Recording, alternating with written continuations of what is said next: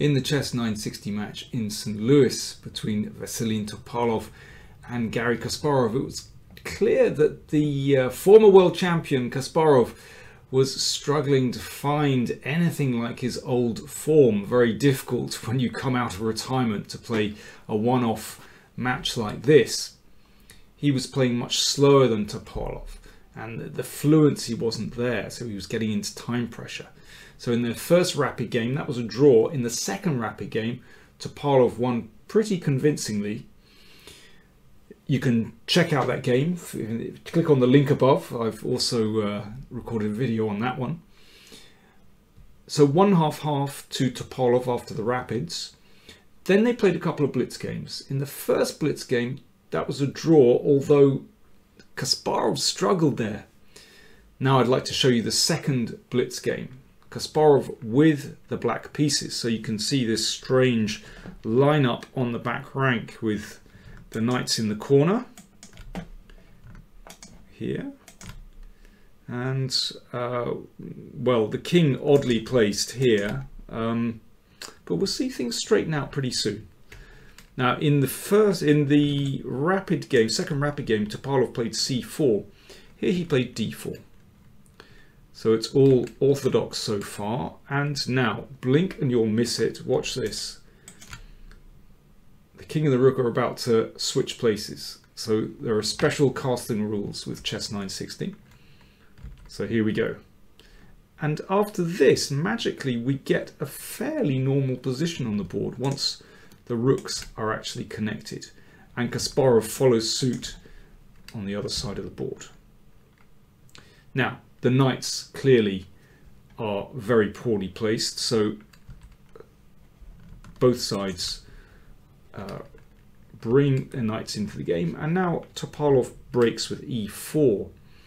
And if Kasparov sits there with a French-like pawn structure, then I think white's pieces are very nicely placed for this kind of position.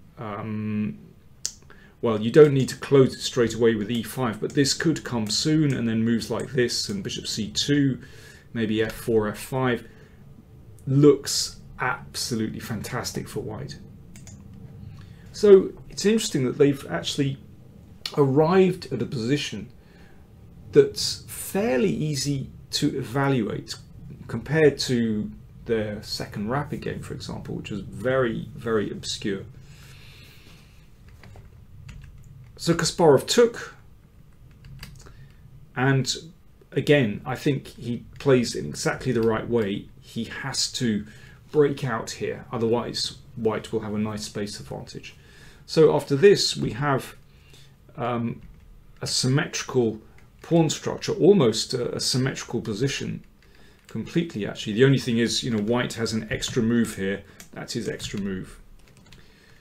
But it's black's turn. Kasparov exchanged, and now decided to push that knight out of the way with f5, and he brought his bishop to f6. So looks pretty reasonable. I suppose the only thing with advancing the f-pawn is that it could potentially weaken the king here.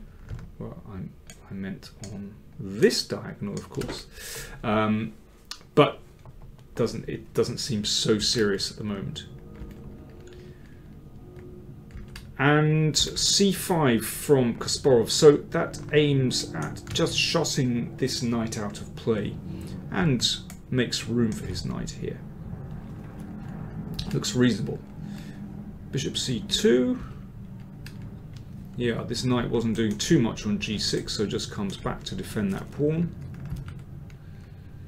Now, to my eyes, white is slightly better here, just because there are weaknesses down the e-file and the king is slightly exposed. And here, well, bishop e6 looks okay, but I think after white plays knight f1 and let's say bishop g5, and that highlights some of the weaknesses down the e-file, and sometimes maybe on the d-file as well, but still, I think black is solid enough there. But here, bizarrely, Veselin played rook takes bishop. Now we know he likes to sacrifice the exchange, but I think this was basically based on an oversight. After this, I think he imagined that he'd be able to put a lot of pressure on that knight on d5, but I suspect he might have just overlooked that this knight can easily come into the game and protect here. And black doesn't have any difficulties at all. b5 is a good move, obviously threatening c4. Remember, this is a blitz game, so they're just moving very, very quickly. It's all about very sketchy ideas. c4, and Kasparov plays knight back, so that if pawn takes pawn, then you've got c4. And rook d8. But basically, Kasparov is just a clear exchange ahead here. He just has to solve a few problems on this diagonal. Here, well, you know, I'm almost reluctant to point out improvements, but a practical move is queen e4, getting rid of the queens. Once you get rid of the queens, then black's task is greatly simplified in practical terms. So that would force an exchange of queens and looks like the simplest way for black to proceed. But Kasparov had seen, well, a simple way for black to play the position.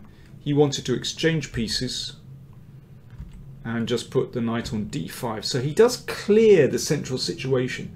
Typical blitz. You want to simplify your task. But it has allowed Topalov to find his feet to some extent. Of course, black still has an excellent position, objectively must be winning.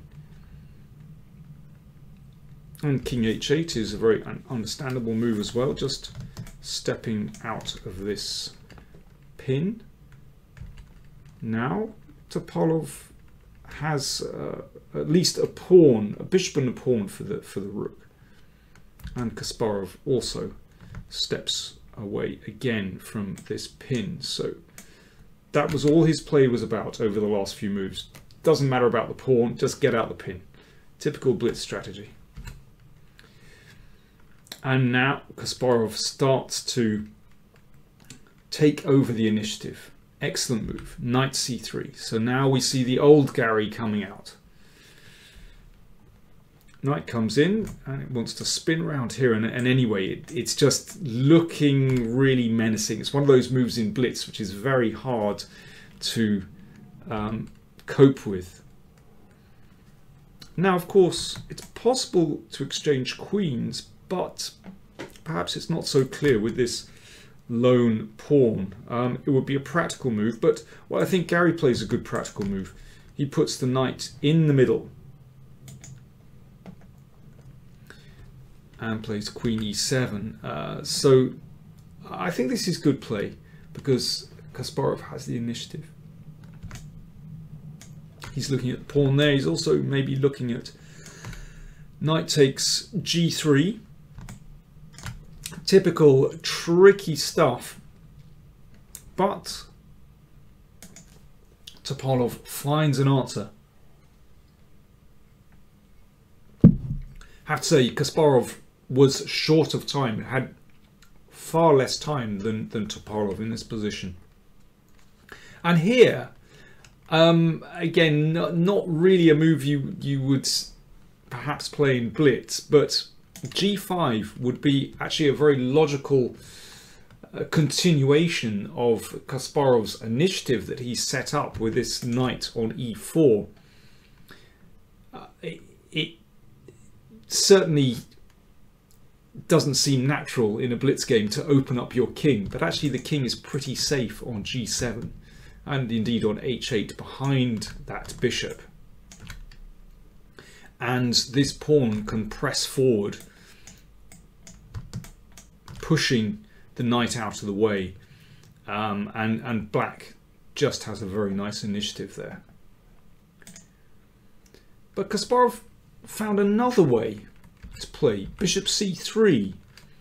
So yes, it doesn't quite quite feel natural to expose the king, so he played the bishop in c3 and then bishop d2. So he's looking to exchange off pieces and just simplify down and trying to get through to white's king eventually.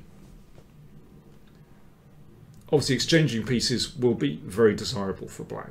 So Topalov plays bishop d4 and then bishop e1. So Kasparov is trying to get through to the king. So, you know, he's looking at moves like now rook takes bishop and then bishop takes f2. So he's getting really tricky. In fact, white has a good move here with knight e5. Not the kind of move you play in Blitz where it leaves things very loose, but in fact, well, the computer shows this is a strong move. Let me just show you one wacky variation. Again, you know, I'm not calling out the players in any way because this is a kind of ludicrous computer variation, but it's kind of fun. Let me just show you this. So bishop takes pawn check. So if bishop takes bishop, then we can take the knight. So the king steps forward. Now there's a threat to fork king and queen here, so queen steps back. Bishop f7, trying to get in on those light squares. The queen shoots out, trying to get in here. Bishop g6, and now there's nasty threats with knight f7. So therefore queen d5 shuts that one out, and also, you know, starts to look at the king as well. So queen takes queen. Now this looks disastrous for white, but in fact he's still okay after this extraordinary move, bishop f7. Now white is a whole rook down, but can force a draw by perpetual check. Okay, an absolutely mad variation which has nothing to do with human play, but I thought it was fun. So here we go. In the game, Topi played a very normal human move, king g2, stepping off a dark square and avoiding the trick, tactical trick with rook takes bishop because it's no longer check. Knight d2. So Kasparov still ploughing on with his initiative, and his strategy with maneuvering the bishop round has actually worked out extremely well. So after knight takes, a rook takes bishop. And now here, short of time, Kasparov just throws the rook back here, but in fact he could have crowned his excellent play with queen e4. Beautiful centralization. And black has two threats here. To take the bishop, but also with the rook, but also to play the rook down to get in on f2, and white cannot defend against both. So this is absolutely crushing, in fact. It's a pity that Gary didn't play that, because I think that would have been a very, very logical culmination of his play, actually. Instead, he played back. And that suddenly gives white a chance. Topi is back in the game after this, and you're looking at the clock times. I can't remember the exact clock times, but Gary was way down on time. And suddenly the game seemed to have swung in a completely different way, because this bishop actually complements the knight very well. So the bishop is controlling some light squares. The knight controls some dark squares, and you can see there are light square weaknesses here. And suddenly it's rather tricky, in fact. f4 played by Kasparov. Now, Topi should just take that and get in the knight on e5. But instead he played a g4. But that allowed bishop f2. Suddenly Gary was back in the game. He's in his element again, breaking through to the king. If king takes bishop, then queen e3 check, winning that bishop. So the bishop came back, and now Gary made another mistake. He could have played queen e2, which would end the game. Instead, he took on h4. Queen c2 from Topalov, threatening mate.